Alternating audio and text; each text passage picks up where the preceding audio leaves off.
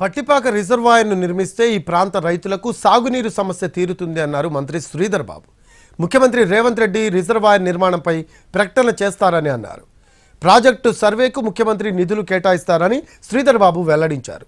Bus depot నిర్మాణానికి ముఖ్యమంత్రి స్వయంగా నిధులు విడుదల చేస్తారని అన్నారు శ్రీధర్ బాబు.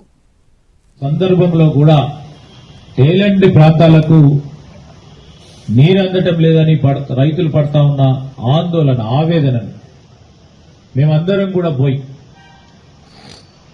ఉత్తమ్ కుమార్ రెడ్డి గారితో పాటు ముఖ్యమంత్రి గారిని కలుసుకొని ఈ ప్రాంత రైతాంగ సోదరులకి పత్తిపాక రిజర్వాయర్ ఏర్పాటు చేస్తే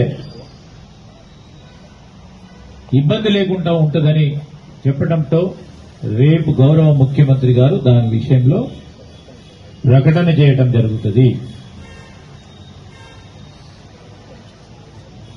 సర్వే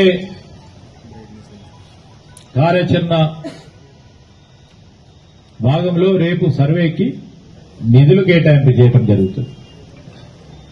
దాంతోపాటు పెద్దపల్లి ఈ నియోజకవర్గం ప్రతి సందర్భంలో కూడా